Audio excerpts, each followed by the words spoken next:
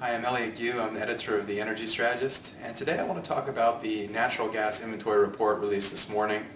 What we saw is another drawdown. This is probably one of the last few drawdowns that we'll see over the next couple of months, because we're coming to the very end of the winter heating season, which of course is the period of peak demand for natural gas. We actually saw the drawdown come around 35 billion cubic feet. Which is a little bit less of a drawdown than a lot of analysts had been predicting. However, it's not really that far out of the historical norm. If you look at the historical norm, typically somewhere around a 40 billion cubic foot drawdown is normal for this week of the year.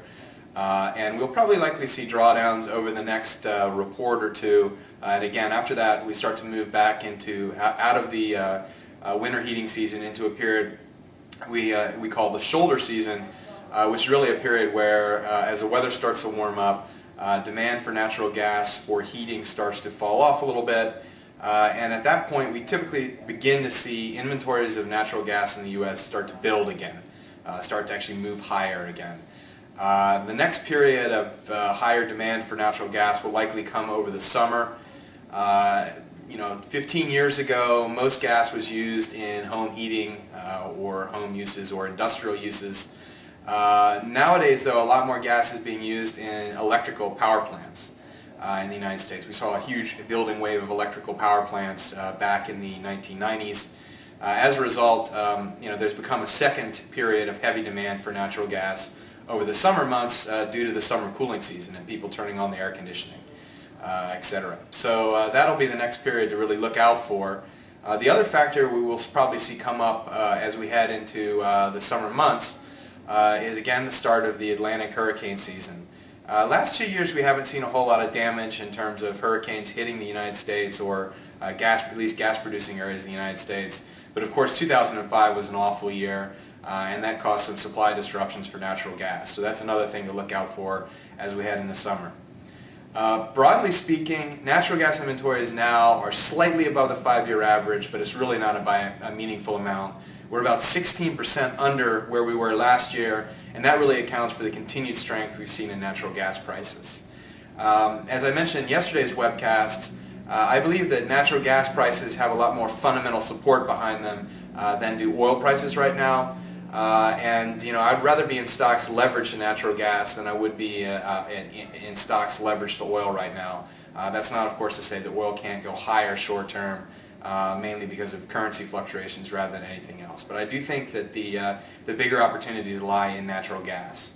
Looking at a little bit longer term and past the sort of seasonal ups and downs of the natural gas market, there are a number of other factors that we have to keep an eye on. One is that last year, the beginnings of a rally in natural gas during this time of year were sort of scuttled by a flood of liquefied natural gas imports.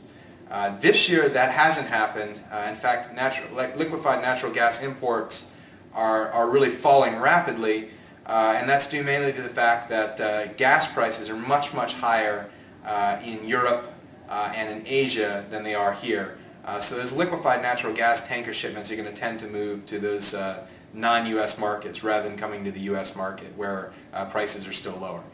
We still need to see gas get up around $12 or $13 a million BTUs before we'd really start to see any meaningful surge in LNG imports, and we're still a long way from that. However, that is again one other indicator to keep a real eye on, which is whether those gas prices in the U.S. Or rather outside the U.S. begin to come down at all, which so far hasn't been the case.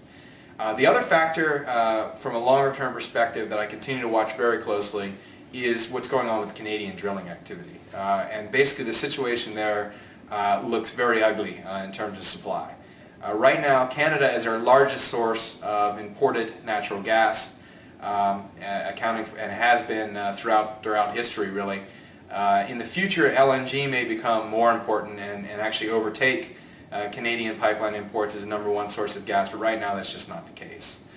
So with that in mind, you really have to keep a look on what's going on in Canada. What's going on in Canada, as I mentioned, is pretty bad.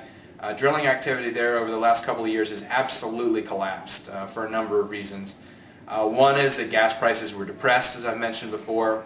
Gas prices were so depressed that activity levels started to come down because a lot of producers just simply weren't profitable anymore. The other factors, which I'm sure a lot of you are more than acutely aware of, are the changes in the Canadian tax laws we've seen over the last couple of years. First, they decided to tax the Canadian trusts. It certainly doesn't make them a bad investment prospect. It probably doesn't encourage aggressive drilling either. Then more recently, we've seen some changes on the provincial level, which have also affected royalty rates for about 90% of Canadian gas production. Also, we're seeing some shifts there. Apache Corporation said that they were cutting back on their deep gas drilling in Canada, which had been one of their more promising areas, simply because the royalty rates are just getting exorbitant, up to as high as 50% for some of their more productive wells. So the bottom line is Canadian natural gas drilling activity has collapsed.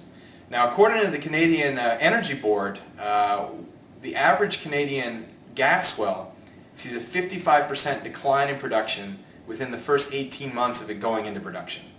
So in other words, when you drill a new well, after just 18 months, a year and a half, you'll see production fall by 55%.